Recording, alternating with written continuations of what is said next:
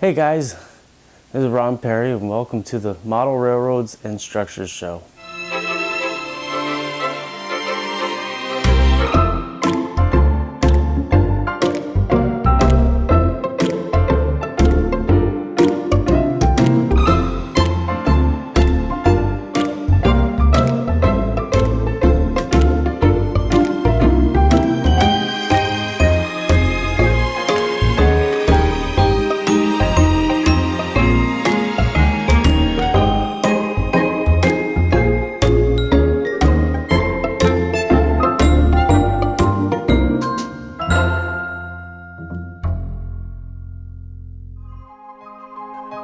Hello guys, and welcome to the first episode of Model Railroads and Structures Show.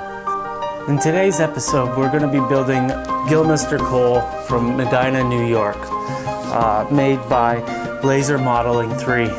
Gillmeister Coal is a commercial storage where commercial clients would come and pick up their coal for heating. This kit is every bit of what I consider a craftsman kit. The reason being, it has very good color instructions, laser printed. It's on normal paper, but it doesn't need to be in a book as long as it teaches you how to build the kit. There's nothing worse than spending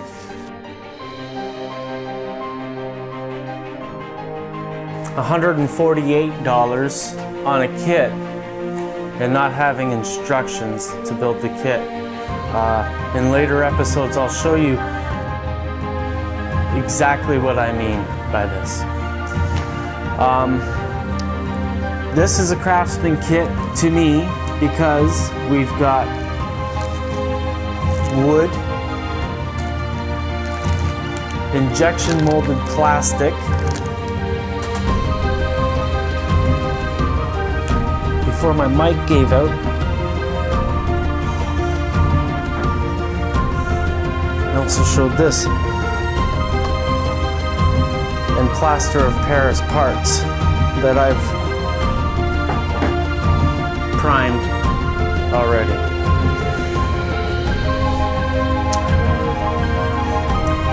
Also, something that is very rare in the kit is not this corrugated metal right here, but these are fiber optics for lighting within the kit. And this is you know, you add a little bit of electronics to a kit, it goes a long way in teaching you a lot about the fun in model railroading. So today we're going to be building, we're going to be painting the coal chutes, taking the handles off of the laser cut sheet, put them on the coal chute. We're going to be building up the base of the coal storage. One thing I noticed while taking the frame out of the sprue is that the wood notches are fairly substantial and actually broke the wood, and I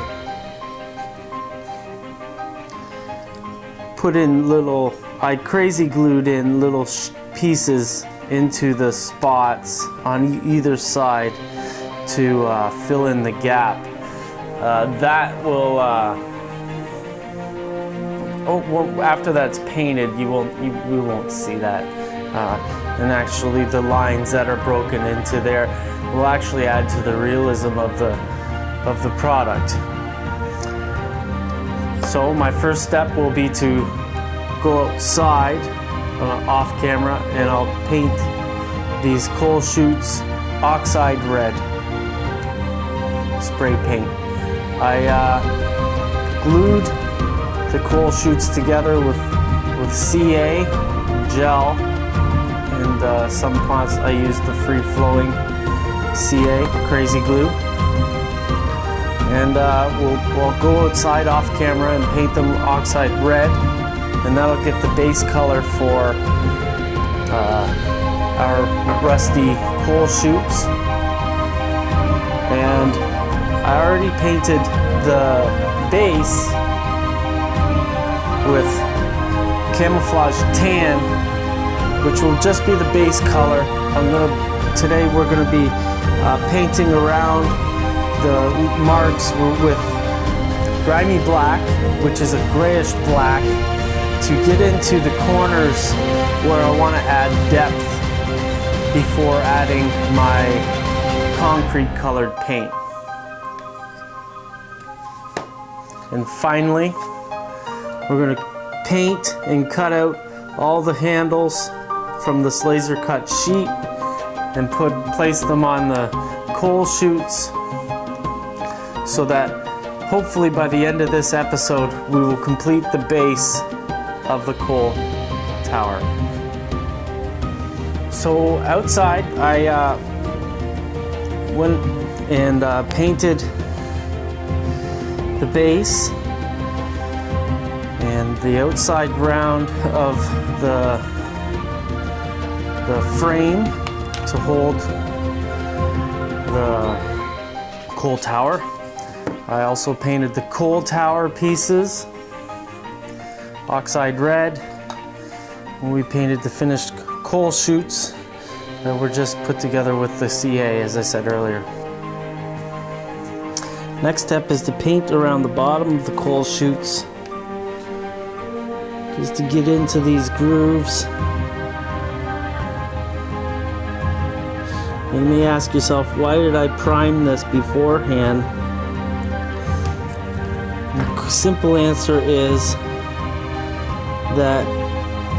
you want to get paint into the plaster because it soaks up paint like you wouldn't believe.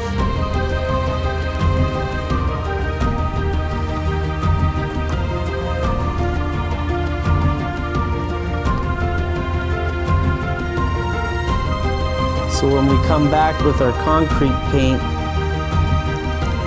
we'll just be covering up the boards on top, and the black is going to show in the crevices, giving added depth. That's done. So, as well with our coal chutes, we're also going to add grimy black.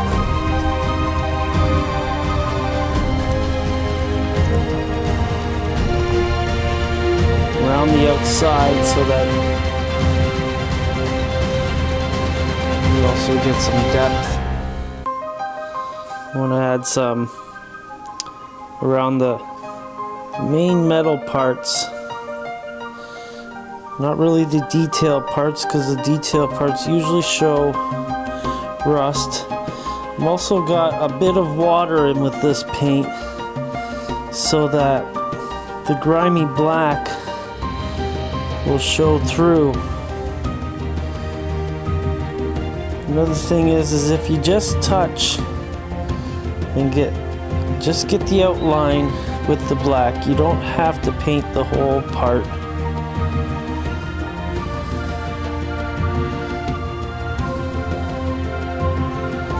Again, just the metal parts, or the sheet metal parts.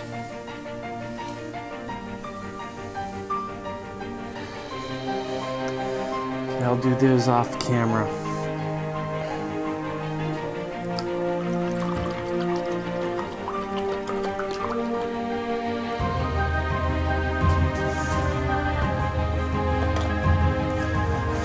Concrete paint I'm using is Martha Stewart's craft paint, wet cement, which means it probably has a little bit of a gloss on it.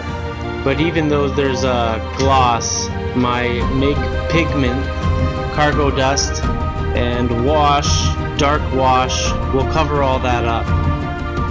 Just gonna put the paint on top of a piece of wood that we're not going to use. It's a perfect piece.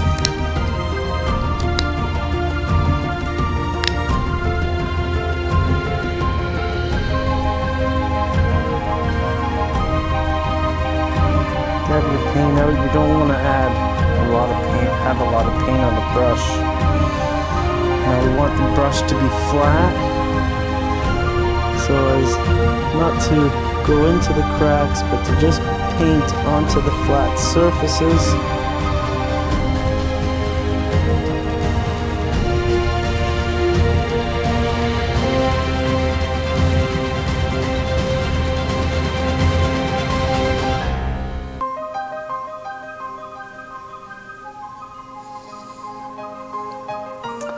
So now over here,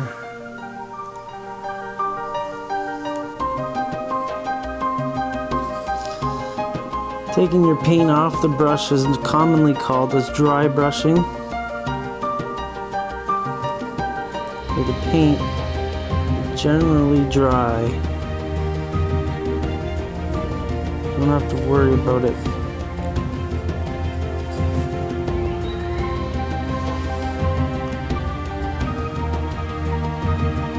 seeping into holes. As you can see, I painted into that spot there. It'll be okay.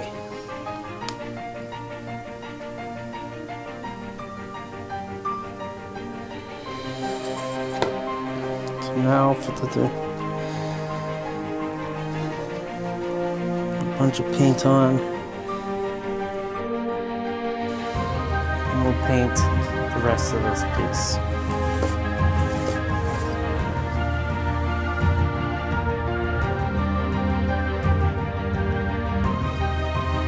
Going thick over top of the black so that we can cover it up in about 1 or 2 coats. It'll probably take about 2 coats to cover it up.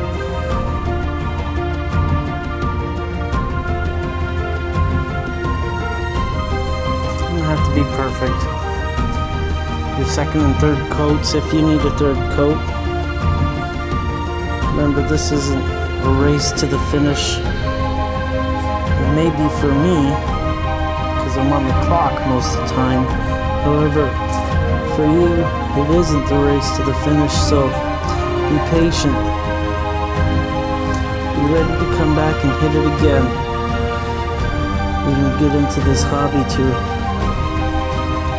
get stressed out.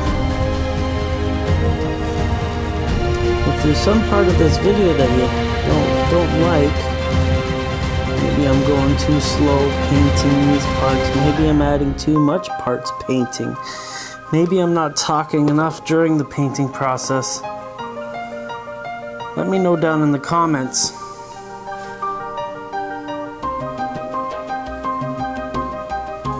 So that I can improve my videos. I'm not an expert, I have never been on video before. I'm actually quite nervous doing this. However, I see a lot of people who are long-time hobbyists, who know a lot about electricity, electronics, and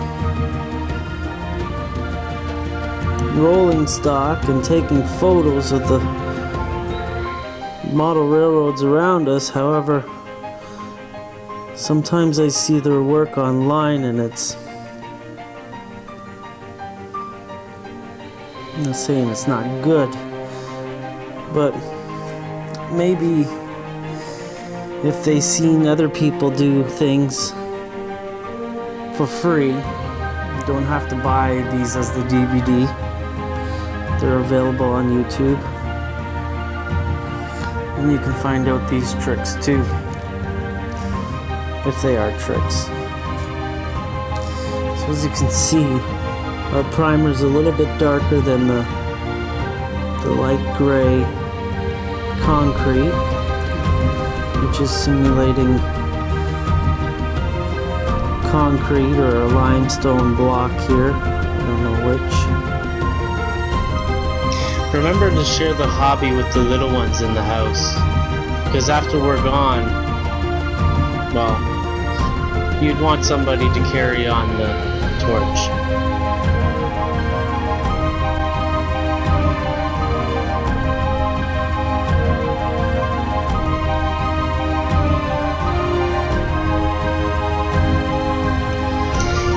attaching the coal chutes to the base with gel CA. I started weathering the base with MIG Pigments Cargo Dust, part number P235.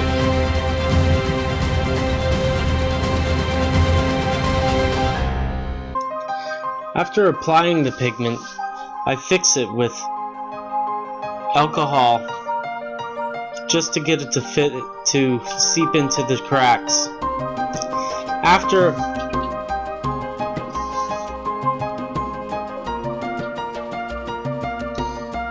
the alcohol dries, I use MIG washes, the dark wash, to go over and just add an extra bit of dirt over the entire base.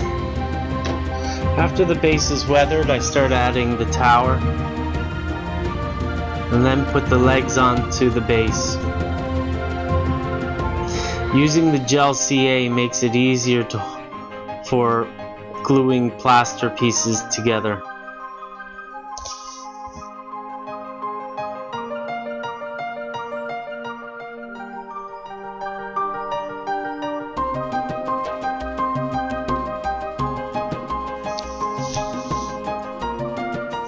Next, I use the normal CA glue to glue these pieces together. The normal CA will seep into the edges, making it easier to get a solid fit. Make sure to stagger the seams properly at this point. Not doing so will show more than you may realize.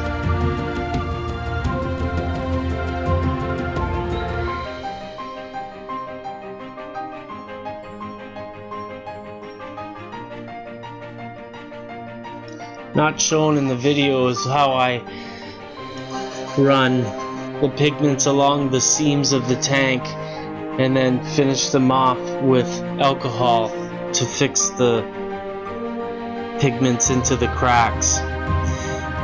On the next video, I'll show how I add the slide-on decals, add the access ladders, the big ladder to the top of the model that goes to the hoist house, the graded pathways. Yeah, that's about it. So thank you for watching the video. If you liked it, press the like button. If you have a comment, please comment below. Subscribing really helps us out. And if you want to contribute, go to our Patreon page at patreon.com/Ron Pare, RONPARE. Thank you for watching the video.